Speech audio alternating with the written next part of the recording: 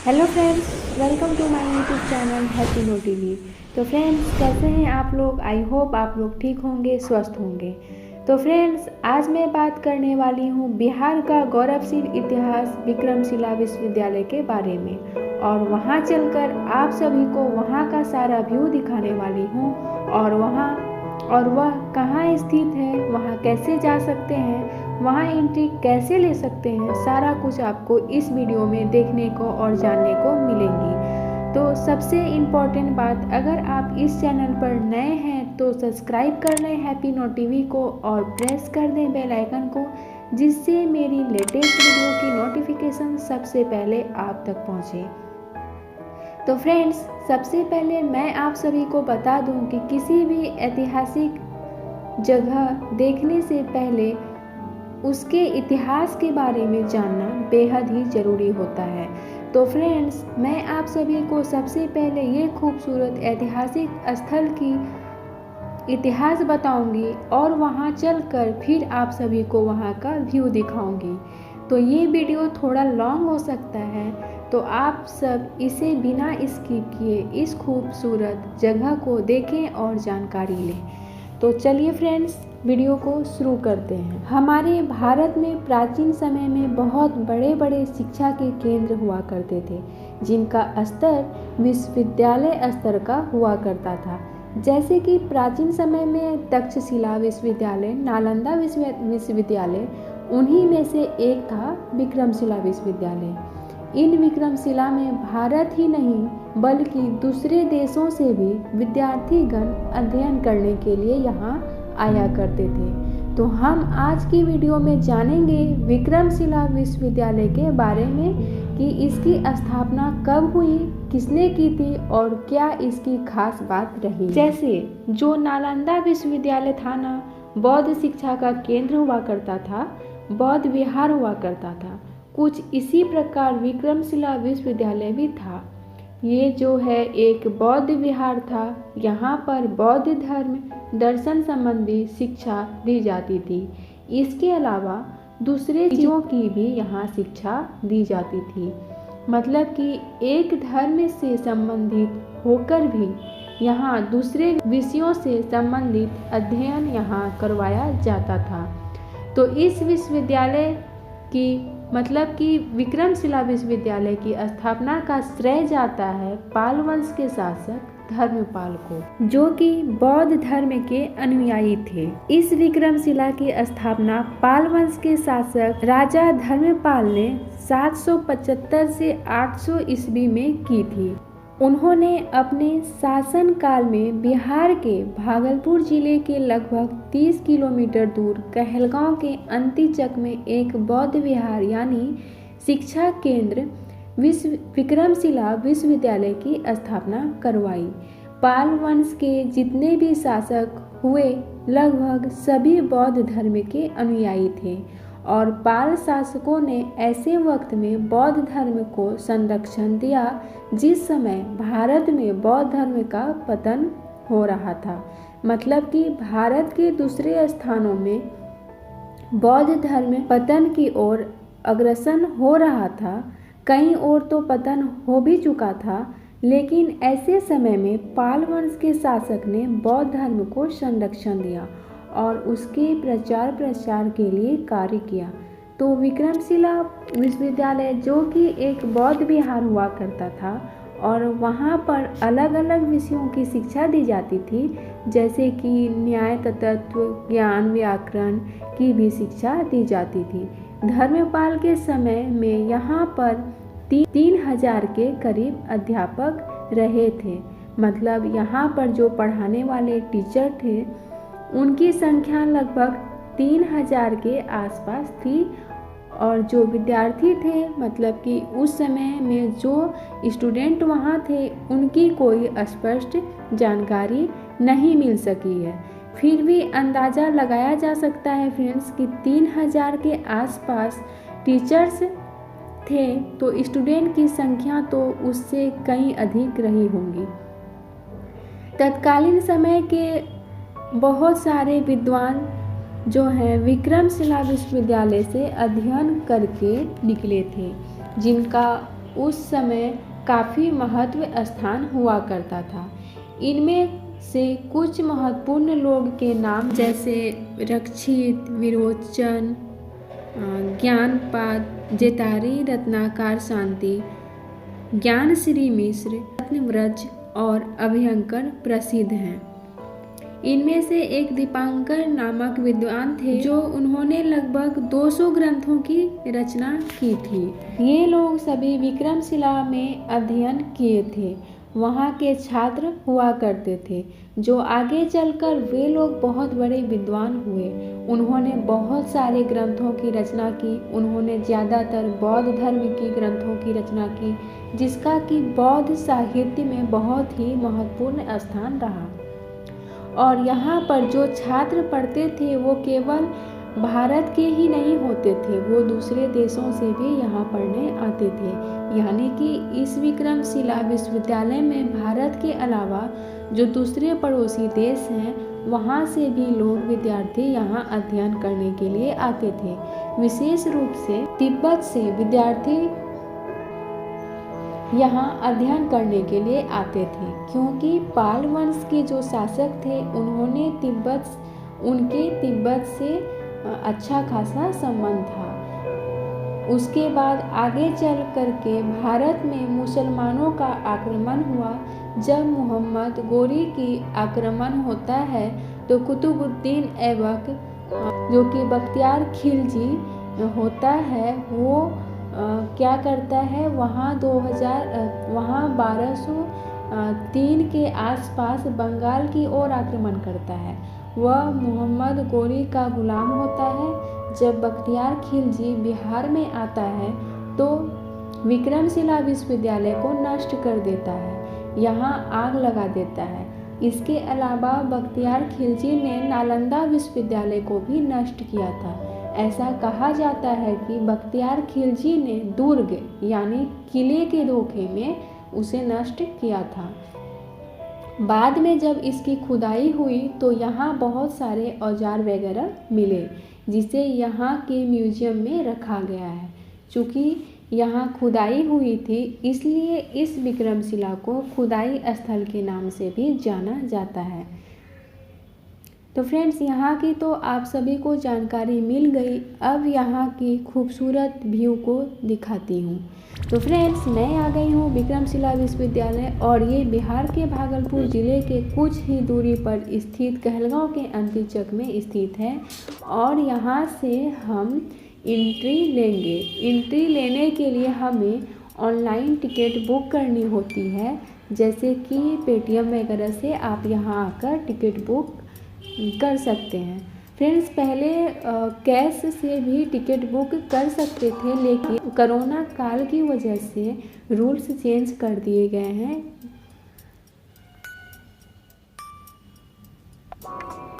यह सुबह 10 बजे से 5:30 बजे तक ओपन रहता है। यहाँ पूरे एरिया को एंजॉय करने के लिए कम से कम 4 घंटे की टाइमिंग चाहिए, तभी आप अच्छे से एंजॉय कर पाएंगे। वैसे तो मुझे आने में काफ़ी इवनिंग हो चुकी थी, शाम हो गई थी, और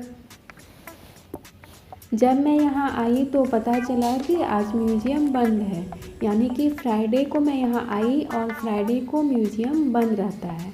तो फ्रेंड्स, इसके लिए सॉरी, मैं आप सभी को म्यूज़ियम नहीं दिखा पाऊँगी, और लेकिन बाकी पूरे जगह की आपको व्यू दिखाऊंगी।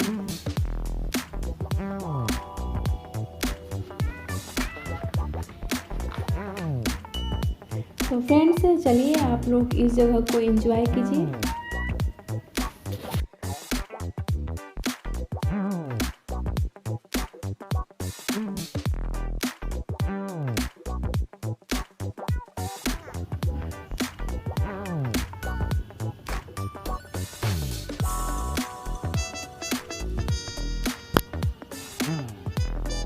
फ्रेंड्स, ये जो हम लोग जा रहे हैं, आगे धीरे धीरे बढ़ रहे हैं, ये यहाँ का खुदाई स्थल है। यहाँ से जो है, जो आप लोगों को दूर में दिख रहा है वो खुदाई स्थल है। वहाँ से बाद में जब सब ध्वस्त हो गया था तो उसके बाद यहाँ पे खुदाई हुई थी, और यहाँ से जो जो सामान जैसे कि औजार वगैरह निकले तो उसे म्यूजियम में रखा गया है, जो कि हम लोग आज नहीं देख पाए क्योंकि फ्राइडे को म्यूजियम क्लोज रहती है। तो देखिए फ्रेंड्स, आप लोग एंजॉय कीजिए इसे।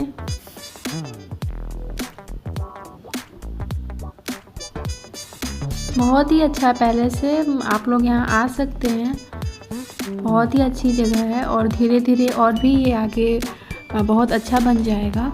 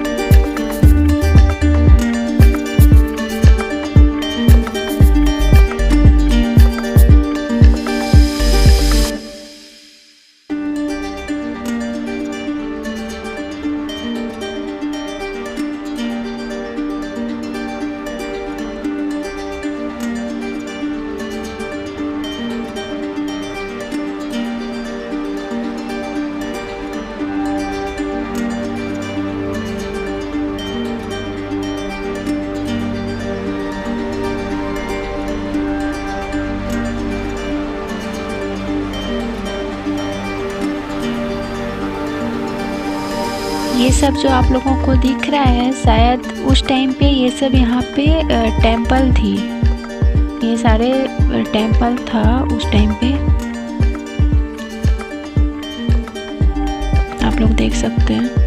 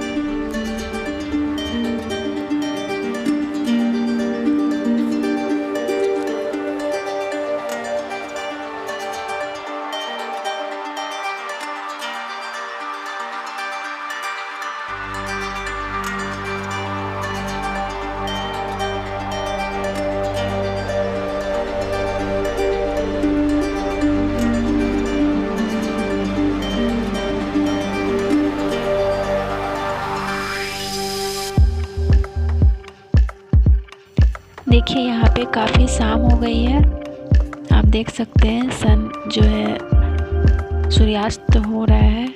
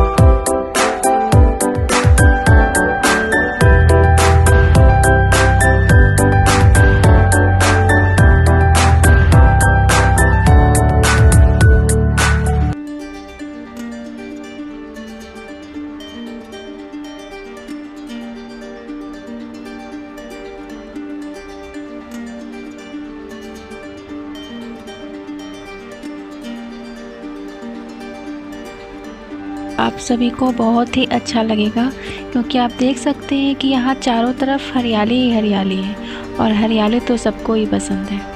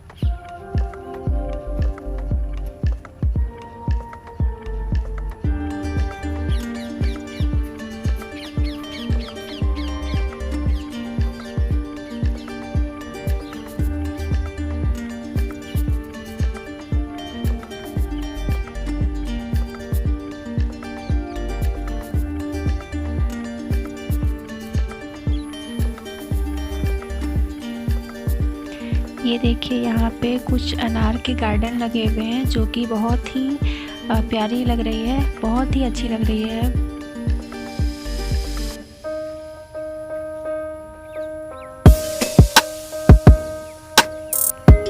आप लोगों को ये व्यू कैसा लग रहा है अनार के गार्डन वाला, कमेंट करके बताइएगा। मुझे तो बहुत ही अच्छी लग रही है।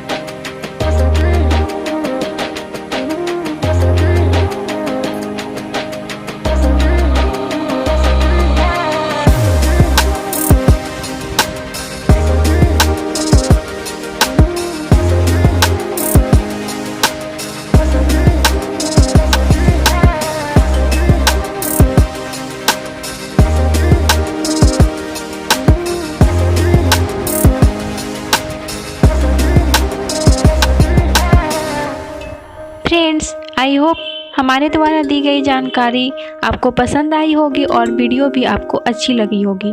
अगर हमारे द्वारा दी गई जानकारी आपको अच्छी लगी और वीडियो पसंद आई हो तो वीडियो को लाइक कर दें और कमेंट करके बताएं कि वीडियो आपको कैसा लगा, और वीडियो को ज़्यादा से ज़्यादा शेयर करें और चैनल को सब्सक्राइब करना ना भूलें। Thank you.